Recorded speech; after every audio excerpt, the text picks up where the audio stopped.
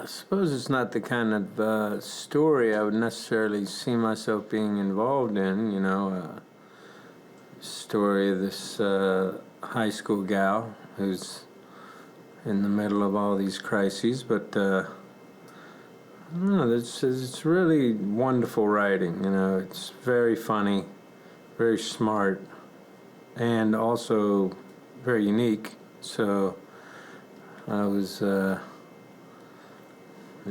psyched to jump in.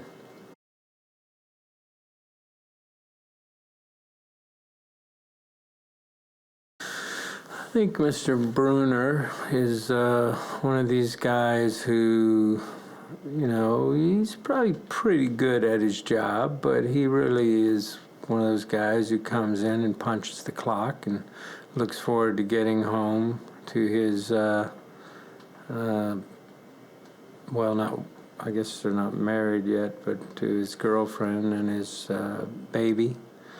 So in some ways, maybe not the model teacher, but has a kind of a special relationship with Nadine in that he really likes her. I think, as the scene we're shooting today, I tell her that she's my favorite student, but only after I've really upset her by trying to make a joke about something after she's being quite vulnerable. So,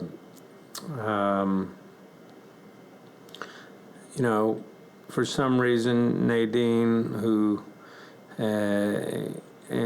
as I said in this scene, she's feeling very lonely, and doesn't connect with anyone else in the school.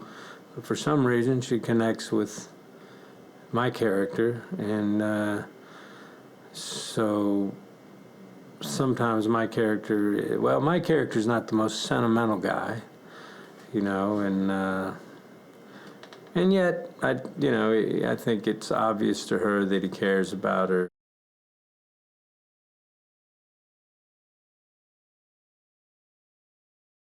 I feel like we have a good chemistry. I think she's an extraordinary actress. I really was amazed the first scene we did together, I was really amazed with how adept she is at just flowing with everything and trying new things, and very creative, very smart actress, really has the goods. And so I thought yesterday went great, and then we're coming in today with another. This scene is a bit heavier and more complicated, and man, she knows what she's doing, and yeah, it's great to see someone with that ability at this stage of her career, in such early stage of her career.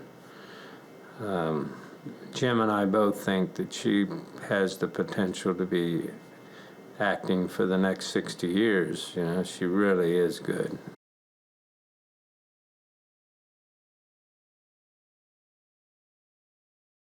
I don't think my character is necessarily a catalyst for changes that happen with her, but I'm certainly a sounding board and someone that she can come to for help. And ironically, being not the most sentimental guy, it's not like I'm giving her deep, emotional, heartfelt advice or anything, but I'm kind of there for her.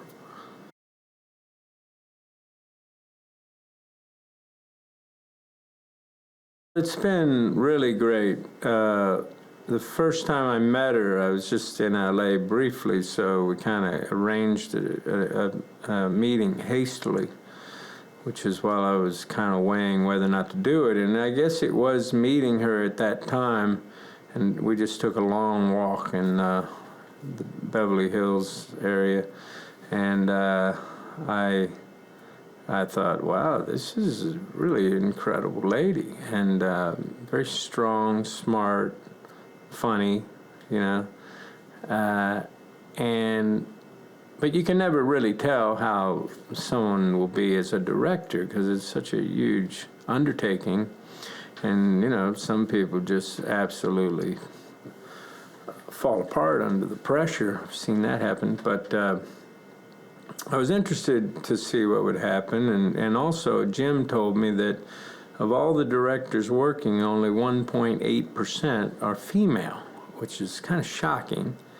So I also like the aspect of, that it's a female director and that she wrote it, and so I was interested to see what would happen. And then we come here, and I'm really delighted because I think she's so smart. It really knows how to talk to actors, which is, I mean, I've seen directors who are really big directors working a long time who have no idea how to talk to actors, and she just really, she articulates what she wants very well. And you can see already several times, this is just my second day, but several times she'll say something and she says it in just the right way that I'm like, oh, I get it, of course, that's way better than what I was doing. And, she's very patient and decisive, and I think she's getting the most bang for her buck, and the most out of these scenes that she can. And she doesn't really compromise. It's not like, okay, well, that was good enough, let's move on. She's going to make sure she gets the right take.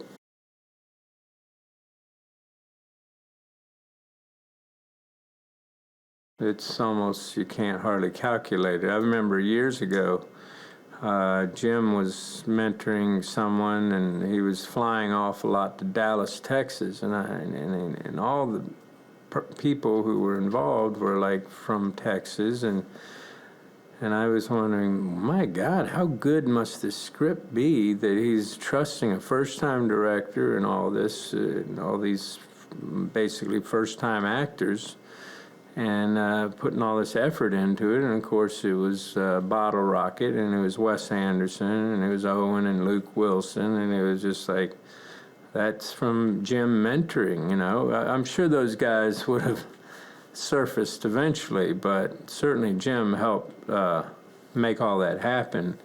And he, has such wisdom and such passion about the material, I think.